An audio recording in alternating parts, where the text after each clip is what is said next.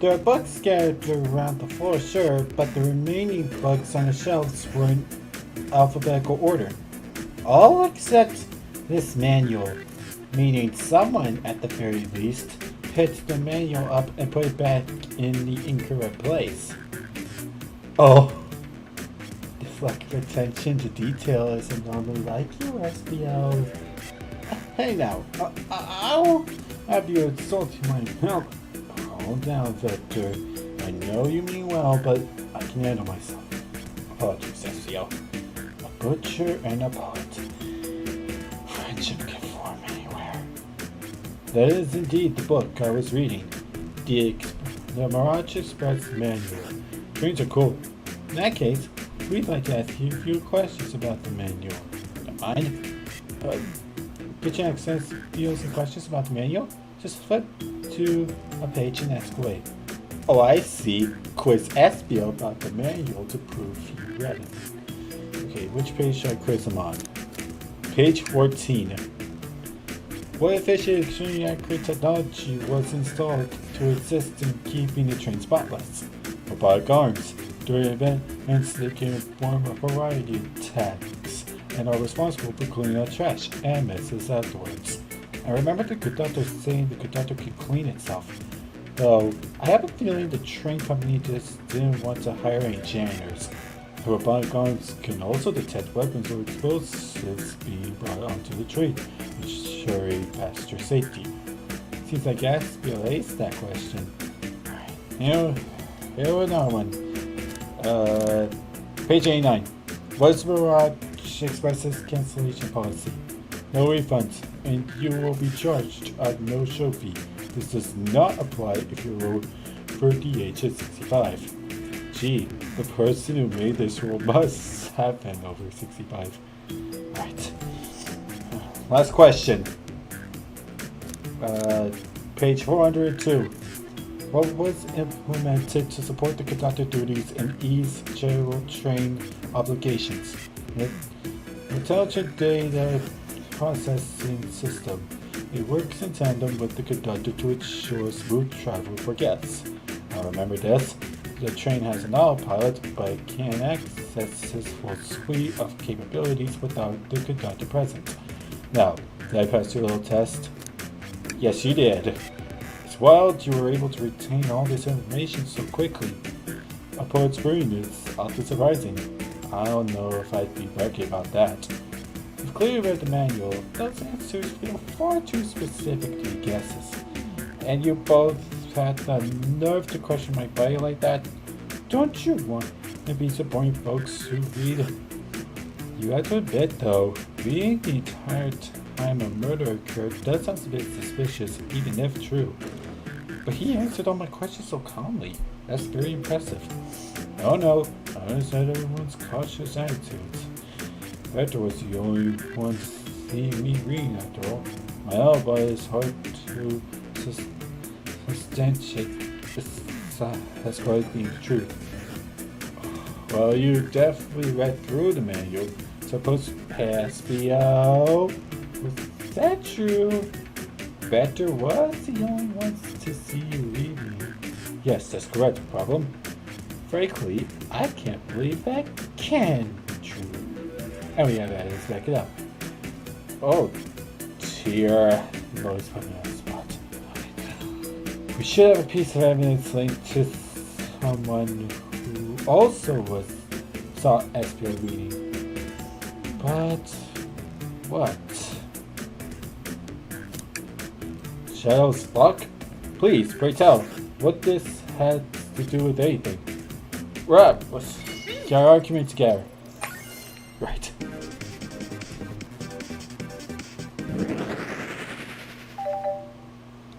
Alright, what we got? Shall walk through the library car to get to the saloon car where he set the original high score in the arcade machine. Yeah, but I ended up beating it. It wasn't high score long. Crocs are natural gamers. Espio said he saw the Shadow enter the library car, but he's mentioned nothing about Shadow's return. He only mentions that Patrick came back. It Shall after the swing car, Espio was mostly reading his mic for a good while at this point.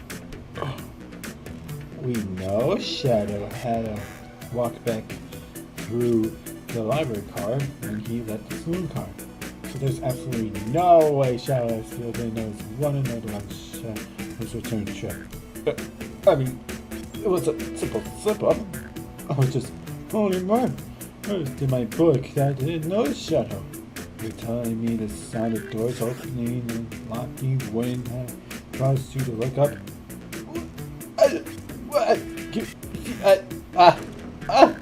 I can sense Espio's desperation here. If any, the argument that he was reading the entire time isn't easy. So, if you didn't see Shadow return from the saloon car to lock all the doors, then at that moment, were you really in the library car at all? But how would Espio leave? Shadow locked all the doors and no one saw Espio's saloon car. It's a mystery, my dear friend. One that I would love for Espio to solve. You gotta believe me. That cold demeanor was vanishing. I was so involved with my book, I didn't notice Shadow passed back through the library car. Honest. When Vector returned, he even had tapped me on the shoulder to get my attention. Yeah, I think I remember doing that. I was afraid to my friend's death. So I ask you again, Espio. You weren't there for Shadow to see you reading, then how did you leave the library car? I wasn't. I didn't. Why doesn't that seem right to me? Tails definitely feels like he's onto something, but I don't see it. Was Espio simply saying reading? Or did he somehow vanish to not know Shadow's return to the library car? What should I do?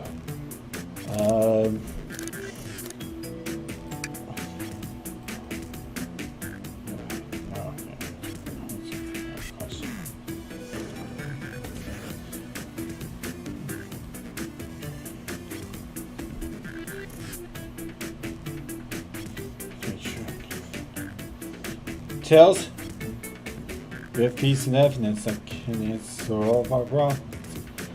Alright, my fellow citizens, lean on me. A piece of evidence so sad Espio couldn't have seen one another. Alright, now let's get my thoughts in order.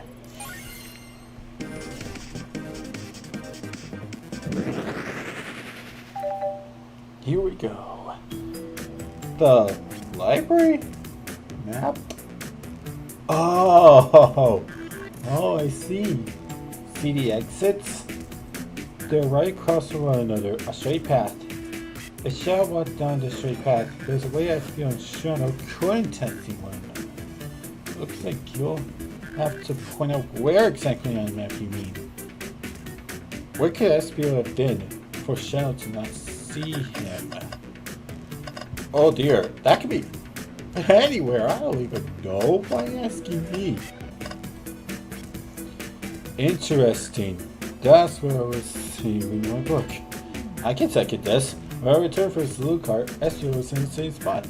That confirms it then. You see, Shadow and Espio couldn't have seen one another from this spot because the bookcase is in the way. There's no way Shadow could have seen Espio, or vice versa. It makes a lot of sense why you never mentioned Shadow's return, Espio. There's just no way you would have seen him. I apologize for losing my cool, partner. I felt like I was grasping the spontaneous truth. I'm glad you all believe me now. Got my the most airtight. I have no further points. Thank you both for answering all our questions. We did it. My bear of alibi is validated. Too many locked doors to worry about, but I'm glad everything's straightened itself out in the end. Well, I'm exhausted. I'm gonna crash here for a bit. These chairs are so comfy. Likewise, I could use a breather. Sadly, our work isn't done. I have plenty of questions for Rouge, and especially Shadow. Oh, seems the door to the next car is open. Amy must have kept to know Ben when she passed through earlier. Then that's our cue to leave. See you later, Factor Espio. Give an owl. And if you need any meat chopped up, say the word. I'll keep my poetry short for you, bro. Murderers on the loose. Oh, doors keep getting locked. Tick, tick, tock goes the clock.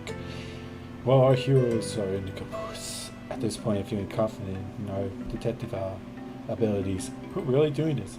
Come on, let's see what's next. Coming! Sure you don't want to stay in the car longer? The mystery calls. Okay, the investigation continues. Yeah. Let's go. Alright. The casino card. All this stuff's getting heavy. Hold up while I donate. Rouge, there you are. We have a lot to say to you. We've visited every train car so far. And everyone said they'd seen you wandering about. It's high time you tell us why. My. Talk about a warm welcome. Quick to the point, aren't you, darling?